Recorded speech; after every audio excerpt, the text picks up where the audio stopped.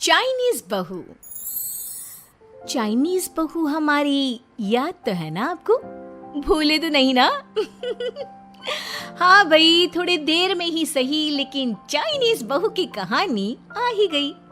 क्या हो रहा है ये देश में? चाइना ने तो आतंक ही मचा रखा है। अरे क्या हो गया? क्यों चाइना को कोसता रहता है? भूल मत, तेरी ससुराल चाइना की ही है। हाँ माँ, पर ये देखना, लड़ाई झगड़े, ये बीमारी, ऊपर से ये देश कितना चालाक है, अंदर न जाने क्या क्या करता रहता है। तभी अंदर से बहू की चिल्लाने की आवाज आती है। अरे क्या हो गया बहू, क्यों चिल्ला रही है? माँ जी, ये देखिए, ये रूस ने यूक्रेन की हालत क्या कर दी है। ऊपर से चाइना में डर बड़ा लॉकडाउन लग गया है। माँ जी, अब क्या किया जाए? अरे तो तुम लोगों को क्या परेशानी हो रही है, मैं तो यही नहीं समझ पा रही हूँ। वो क्या है ना माँ, हम लोग चाइना जाने की सोच रहे थे, सांगसू के भाई की शादी है। तो क्या? अरे कौन सा उन लोगों के यहाँ भाई घोड़ी चढ़ता है जो बहन काजल लगाकर नेक लगी? माँ जी, उसकी आंखें बहुत छोटी छोटी है, उसमें या तो पुतली रह सकती है या काजल। साले की पुतली निकाल कर काजल लगा दो, अंधा कहीं का। क्या क्या बोले तुम मेरे भाई के बारे में? अरे नहीं नहीं बहू, वो तो बोल रहा था कि तुझे नेग मिल जाएगा। हैं, बहन है ना तो उसकी। नहीं नहीं माँ जी, मैं सब समझती, ये मेरे भाई का मजाक बनाते रहते। कितना सीधा है मेरा भाई, बिल्कुल छिपकली जैसा। नहीं नहीं बहू, सीधा गाय जैसा होता है।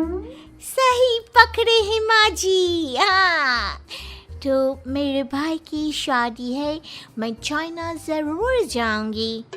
तभी एक पड़ोसन आ जाती है। अरे नहीं नहीं बहू, तू कहीं ना जा, हम लोगों का मन कैसे लगेगा तेरे बिना। ले बहू, तेरे भाई के लिए ये शॉल रख ले, हमारी तरफ से गिफ्ट कर देना। अरे सब कितने अच्छे हैं, मेरी चाइनीज बहू को कितने प्यार से तुम लोगों ने एक्सेप्ट कर लिया। सच में बड़ी भाग्यशाली हूँ मैं। कैसी बात कर रही है? ये तो हम लोगों के देश की खूबसूरती है कि हर किसी को दिल से अपना लेते हैं, बस वो भी दिल से हमें अपना समझे। कैसी बात कर रही है आंटी जी? मेरे लिए आप सब सासू माँ जैसी ही हैं। मुझे भारत बहुत अच्छा लगता है, ये सबसे अच्छा देश है, मेरा भारत महान। वैसे भी लड़के की शादी जहाँ होती है वो तो वहीं की हो जाती है ना। जीती रे बहू, सही बोल रही है।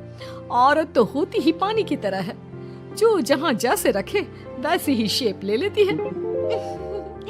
आंटी जी, ये थोड़ा सा ज्यादा हो गया, समझ नहीं आया। नो प्रॉब्लम, मैं चाय बना कर लाती हूँ। फिर क्या, वो दिन भी आ जाता है जब बेटे बहू को चाइना जाना पड़ता है। वहाँ जाकर बहू का भाई कहता है, मेरे बहन आ गए, मेरे बहन आ गए। मैंने सबको बोला कि सब हिंदी में बात करेंगे, नहीं तो बहन नाराज हो जाएगी। थैंक्स बॉय, हिंदी मेरी भाषा है, आप मुझे उसमें बात करना अच्छा लगता है। आपने जीजा जी से मिलो। ओ बहन, तुम अंदर चलो। सभी बहू को अंदर लेकर चले जाते हैं, लेकिन सांगसू का पति, वो तो बेचारा चाइना के ससुराल के आंगन में अकेला खड़ा रहता है।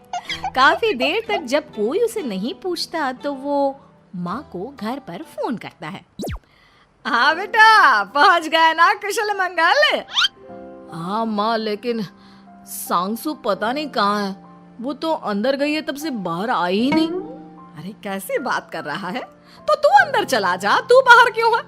अरे दामाद है तू वहाँ का, उन लोगों ने तुझे बिठाया, चाय पानी कुछ नहीं पूछा? नहीं ना माँ। तभी सामने से सांगसू आती है। क्यों आप अभी तक तैयार नहीं हुए? और ये बैग लेकर क्यों कमरे से बाहर आए? इसे वहीं रख देते। कमरा? कौन सा कमरा? अरे कैसी बात कर रही हो? जब से तुम अंदर गई हो मैं बाहर ही तो खड़ा हूँ। बहू को बहुत हैरानी होती है और गुस्सा भी आता है। तभी उसका भाई और माँ आ जाते हैं। और सांगसू, अंदर खाना लग गया है। पहले ये बताओ कि मेरे पति को किसी ने खाना या पानी क्यों नहीं पूछा? वो भारत से ससुराल पहली बार आया है, वो भी मेरे कहने पर। उनकी इज्जत क्यों नहीं की? देख बेटी, तूने जबरदस्ती जिद में शादी की थी तो हम लोगों ने कर दी, लेकिन अब तुम ये सोचो, पूरी चाइना में मैं इस इंडियन को अपना दामाद बताऊं? So sorry. हाँ संगसू, और तुम भी चुप रहना, नहीं तो वो लोग मेरी शादी तोड़ देंगे। ओह, ऐसी बात है। कोई बात नहीं, मैं बाहर होटल में रह लेता हूँ, तुम वही करो जो ये लोग चाहते हैं। कैसी बात कर रहे हो? शादी के बाद पति जैसा भी हो, जो भी हो, पति होता है। वैसे भी तुम्हारे पूरे परिवार ने, सबने बिना सोचे मेरा साथ दिया, मुझे एक्सेप्ट किया, प्यार किया। मैं अपने देश में आपको अकेला कैसे छोड़ सकती हूँ? ये हिंदी फिल्म का ड्रामा बंद करो, मैं अभी अब बर्दाश्त नहीं करूँगी। चुपचाप अंदर चलो, नहीं तो ये शादी वादी यहीं खत्म करके इसे अकेले ही इंडिया जाना पड़ेगा।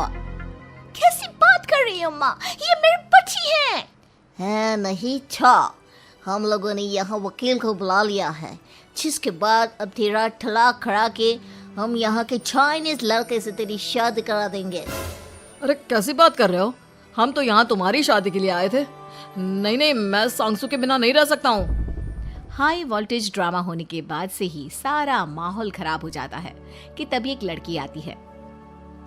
मैंने सारा इंतजाम कर दिया है, सांगसू की शादी का मंडप परसों लग जाएगा। तब तक इसके पति को कमरे में बंद कर देते हैं। सभी सांगसू के पति का हाथ बांधकर उसे कमरे में बंद कर देते हैं। ये क्या कानूनी है? आप लोग मेरे पति के साथ ऐसा नहीं कर सकते हैं। मैं किसी से शादी नहीं करूंगी, ये साफ बात है। पहले मैं अपनी शादी करूं, फिर तेरी भी शादी करवा दूंगा। सब कुछ तय हो जाता है, भाई की शादी हो जाती है। फिर वो दिन भी आ जाता है जब सांगसू की शादी वो लोग जबरदस्ती करने के लिए उसे मंडप पर ले जाते हैं। ऐसा मत करो, ये मेरी बीवी है। मैं किसी से शादी नहीं करूंगी। कैसे नहीं करेगी शादी? शादी तो तेरा बाप भी करेगा। हो, मैं करूंगा शादी। प्लीज कोई मेरी शादी किसी अच्छा औरत से करवा दे। चुप, बिल्कुल चुप। फिर माँ सांगसू और उसके पति से कहती है, तुम लोगों का बच्चा मेरी कैद में है। अगर तुम लोगों ने कोई भी होशियारी की तो मैं इस बच्चे को मार दूंगी। दोनों माँ का रूप देखकर हैरान हो जाते हैं। बच्चे की खातिर दोनों शांत हो जाते हैं और शादी की रस्में शुरू हो जाती है कि तभी सांगसू की सास पुलिस के साथ आ जाती है। माँ, सरसू माँ आ गई, मेरी माँ आ गई। माँ प्लीज हम लोगों को बचाकर वापस ले चलो। पुलिस सभी को गिरफ्तार कर लेती है। बेटी के बच्चे को मारने की धमकी तो कोई चुड़ैल ही दे सकती है। अरे तो ये चुड़ैल ही तो है। ये सही बोल रहे हैं, ये औरत किसी चुड़ैल से कम नहीं है। तभी उन लोगों का बच्चा भी आकर सांगसू के गले लग जाता है। माँ, तू सही समय पर आ गई, लेकिन तुझे कैसे पता चला कि यहाँ ये सब हो रहा है? बेटा, ये चाइनीज लोग ना होते ही धोखेबाज हैं। इन लोगों पर मुझे भरोसा नहीं था, इसलिए मैंने तेरे फोन को हमेशा के लिए मेरे फोन से अटैच कर दिया था, जिससे तेरे आसपास होने वाली सारी बात मैं सुनती रहूं। उस दिन भी मेरी तेरी बात हो रही थी तो तेरा फोन ऑन था, मैं सब समझ गई थी। मुझे माफ कर दो। नहीं, बिल्कुल नहीं। चलिए माँ जी, इंडिया वापस चलते हैं। आज के बाद मैं यहाँ कभी नहीं आऊंगी।